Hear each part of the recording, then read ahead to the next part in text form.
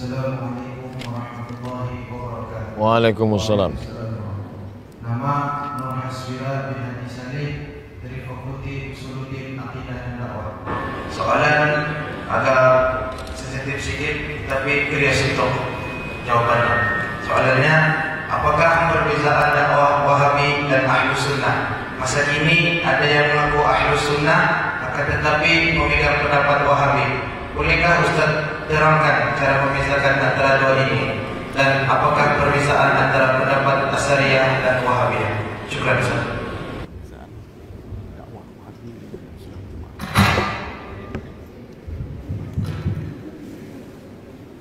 Waalaikumsalam warahmatullahi wabarakatuh. Nanti boleh dicari di YouTube yang panjangnya ada 2 jam. 2 jam saya bahaskan. Keywordnya UES, lalu kemudian UES takwil. Nanti dapat video yang panjang 2 jam. Pakai presentation juga.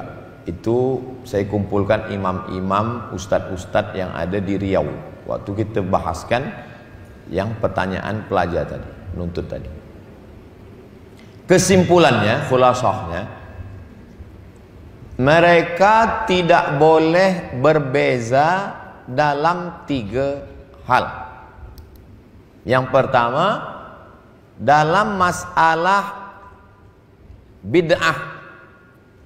Jadi ambil contoh masalah besarnya bid'ah. Kalau lebih khasnya lagi bid'ah yang kecil-kecil lah masalah.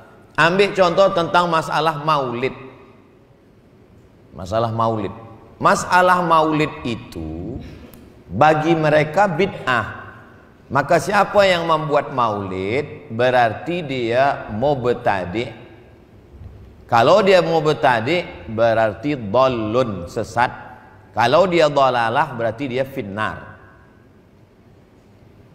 Sedangkan menurut Imam Ibnu Hajar Al-Asqalani dalam Al-Hawi lil Fatawi, beliau mengutip pendapat beberapa ulama. 1, kata Imam Al-Baihaqi, wa dzakirhum bi ayyamillah.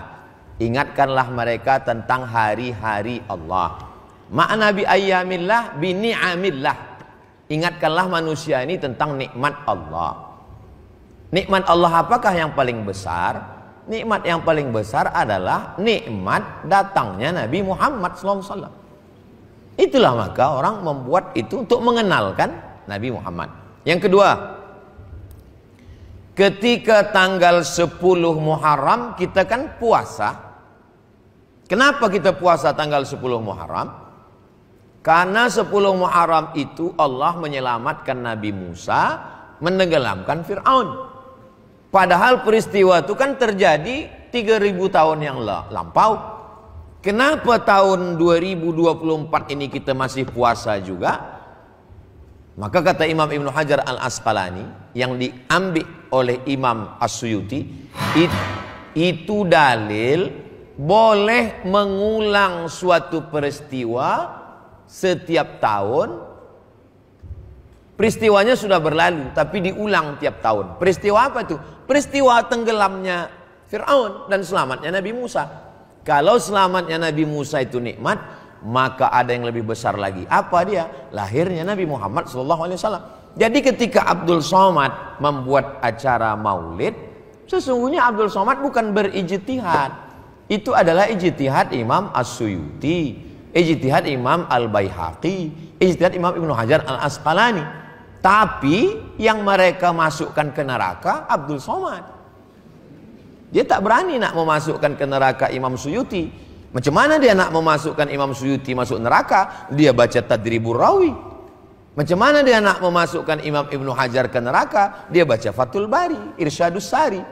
Nah, jadi ketika kita berbeza pendapat, cukup kita katakan saya tak sependapat dengan awak. Bukan kita katakan awak mubtadi, dhalun mudil dan finnar. Nah, jadi persimpangan yang pertama adalah dalam masalah penetapan bid'ah. Kira-kira penjelasan saya jelas atau tak jelas? Nah, Kalau masih jelas, alhamdulillah. Yang kedua, tentang masalah tawassul. Bertawassul dengan amal soleh tak ada ikhtilaf. Dalilnya hadis tentang orang yang bertawassul di dalam gua. Pertama, bertawassul dengan amal soleh, dia berbakti pada orang tua. Bertawassul dengan sedekah. Bertawassul tak jadi berzina. Ya Allah, aku mohon kepada Engkau, aku bertawassul dengan amal soleh. Tak ada ikhtilaf. Yang jadi masalah adalah ketika bertawassul dengan Nabi Muhammad, padahal Nabi sudah meninggal. Maka ulama menuliskan dalil-dalil mereka.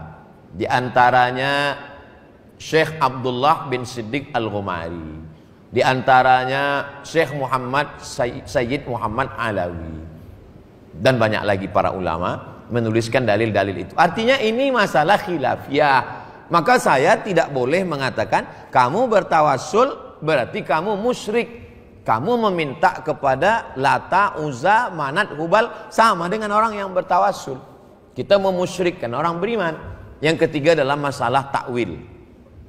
Adapun dalam masalah khilafiyah yang kecil-kecil saya tak bahaskan. Dalam masalah takwil, mereka mengatakan orang yang mentakwil ini kafir.